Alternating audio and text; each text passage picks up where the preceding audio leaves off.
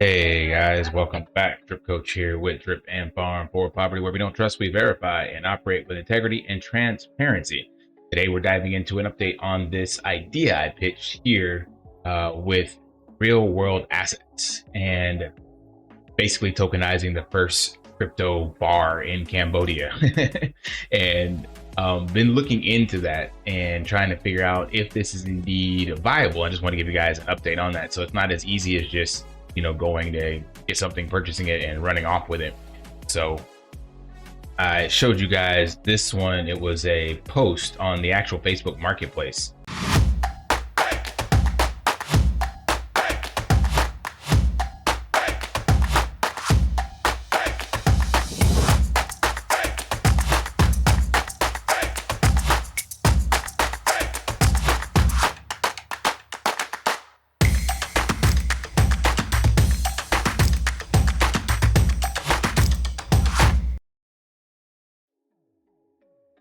So the way things work in Cambodia are not the same as in the West. It's lacking some of the organization and clarity and structure. So if you're looking for a bar or a restaurant or anything you want to buy, it's not like there's a website with a central location. Even real estate, it's not the same. So typically you have to just drive around the area you're interested in, and there'll be a sign out front with the, it says rent or lease, purchase, own, whatever, and a phone number. Or you literally just walk in and ask because everybody is selling and flipping and doing different business stuff. So there's the constant hustle and grind. But anyway, this one was posted on Facebook Marketplace. That might seem like an unfamiliar place to post something, but they don't have any other ways to get their information out. So I sent them a message on this one and basically asked for some general information, which I knew they weren't going to be able to provide. But I'm looking for basically a P&L, profit and loss sheet, expenses, staff, any kind of existing vendors that they have, marketing strategies, things of that nature, right? And I believe the owner is Kamai, and he said, I have the book that we write for income and expenses. And the funny thing is that I've looked at a couple of these businesses before, even when the gym, when I was doing that. The way that they track things is literally just a spiral notebook, and they sit at the front when people walk in and just make like tallies, little hash marks, 1, 2, 3, 4, 5, things of that nature. So it's not the most reliable means, but it's what they do. And it's also what they use to go to the tax office as well to pay their taxes. So when he says book, he's literally meaning book, like a spiral notebook.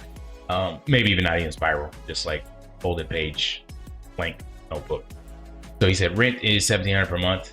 He paid $3,000 deposit, still has 2 more years on it. So that's good to know that the lease is there, because it's also quite common out here for the landowners to kind of sell the property underneath you. Meaning if they get a good deal from a Chinese businessman or something like that, they're like, okay, screw you, you got it, you're renting just the building and stuff like that, but I can get 100 grand to turn this into a condo. So they'll literally just be like, okay, sorry, your contract's over. So having this is kind of a good thing, so you know at least what you're gonna be paying for the next 2 years. They said water, electricity, together 250 or less. And the reason he wants to sell, his wife wants a break, so it seems like it's just him and his wife running it, and told me I could come check out the book, see for myself what the income and stuff looks like. This is the location here, and there's a couple pictures. I haven't been out there. I might do a video going out there, check it out. But it's a local bar, which are kind of small, expat friendly as well, the area that it's in. So you can see both locals and expats, and nothing fancy. I mean, they're probably just typical bar food. Looks like they do some live music every once in a while. So for a bar, success really depends on the location and a promotion. At the end of the day, you're selling the same thing as everybody else around you, liquor and food, so it's all about, and the atmosphere is a big selling point. But if your food is good and your drinks are cheap and the atmosphere environment is nice, then you typically have a routine customer base. So I haven't checked this one out, but it would be a bar and restaurant. and I do have experience in both, ironically, managing restaurants for quite a bit of my life early on, and then bars and clubs when I was in Las Vegas. So I do believe there's opportunity here, but I'm trying not to be delusional and tell myself it's gonna be easy, because this is gonna require a lot of work, boots on the ground, long hours, hanging out at this place and checking to see how to improve or what's already there and things of that nature. Now, this one's more of a bar restaurant, kind of mid-tier or local, I guess you would say. And then there's one other one. This one is in the more upscale area. I won't call it upscale, but it definitely costs more money, and the bars and stuff are a little more, the bars, restaurants, a little more pricey, put it that way. It's not exactly the nightlife area, but it's closer to it, you know. And I met this person, I believe he is an expat, like 3 different people own this one. So he said the bar is currently taking around 3K in revenue every month. Last year was close to 6 to 8. Expenses are $650 for bartenders, so $1,200 plus $200 for electricity and water, is about $1,300. So the rent is actually pretty cheap in this location, and it's a nicer location. And customers are mixed. And basically he said they're looking to sell because no one's looking after the bar. It has a total of 3 owners, and the one that's currently managing it also is in charge of this brand called S Liquor. So he told me about this, which is, I guess, his company for imports, exports, basically. So you would have access to their entire catalog with a slight discount to stock the bar. So that's not a bad deal for that one. And he's the COO of S Liquor. And then I told him I'd come check it out, basically, and take a look. So this one, like I said, is a little more upscale and has some more potential, especially because the rent is cheaper. But again, none of these are going to be like a walk in the park. And this one's also a lot more expensive. This one, it's negotiable. This one, I think they're asking 50 grand. The other one was 20 grand. So the other was 20 grand with a much higher rent. This one would be 50 grand with a cheaper rent. So the higher upfront cost gives more leverage in regards to the amount of capital we raise, because then you get that out the way, and then paying the rent each month is a smaller bullet to bite. And if these numbers are accurate, which doing some research about bars, they definitely can make anywhere from 5 to 10 grand a month. It's not unheard of. It's quite common, to be honest. And then if these are the actual expenses, so right there, that's 1,300. That leaves a net of like 300% overhead at a minimum. So again, there's opportunity here. So I'm just putting this out here to give you guys updates, because like I told you guys, I hate being in groups where they launch projects or tell you about stuff and they can't actually give you an update. Like, I've done nothing. I haven't gone to these places, but I at least sent out messages, right? So I should be able to update you guys on those messages. Like, I don't understand these projects that can't be forefront and just tell people what's going on, because they think, oh, they got the secret sauce, which is just BS. They just got poor management.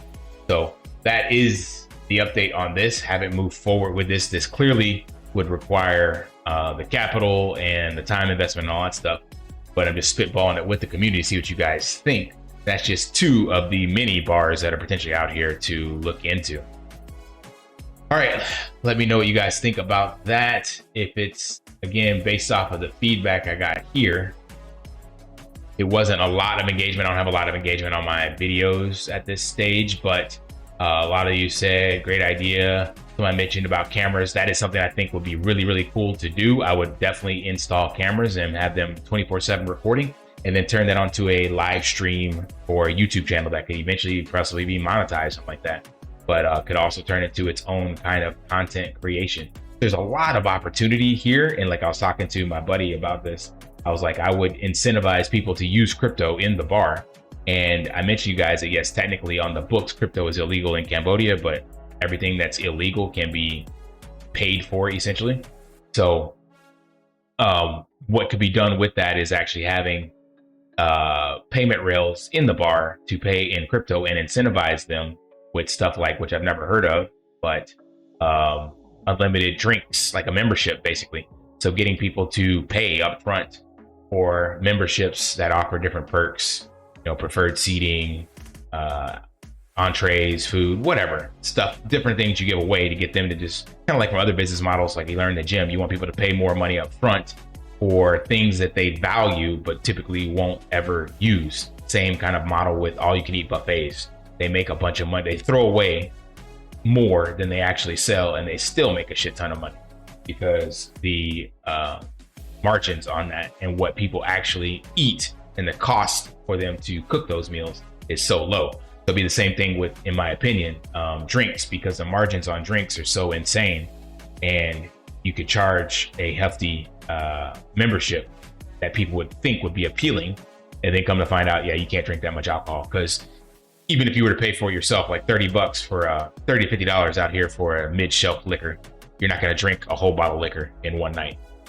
Like if you do, you have an alcohol problem. So you're an alcoholic. So you could see that it could be added up really quick, but most people spend more than $30 on drinks because the average drink is about $5 out here. And then after 6 drinks, you spent $30, but you didn't even drink an entire bottle. So the point I'm getting at is there are definitely ways to turn this into something profitable, but I don't, again, want to franchise this with make it seem like it's easier than it's actually going to be. It's going to be a lot of work. But if it's something that the community, my community, small community, is interested in and would be able to raise the capital for, then yeah, I'd be all for it. So let me know in the comments below. Smash that HBO special, help brother out. Like, subscribe, comment down below. And until next time, lift daily and achieve your impossible. Yeah. Want to pay your in real life bills with crypto? How about send crypto directly to anyone with a bank account? SPRITZ Finance is a decentralized solution to be your own bank and connect your crypto earnings to real-world bills and payments. They do not take custody of your assets and allow support on multiple blockchains and Web3 wallets. Sign up below using my referral link and you will get $50 back when you make your first $50 bill payment with crypto. Additionally, I will be using referral bonuses to airdrop, donate, or burn based on community feedback. Sign up now.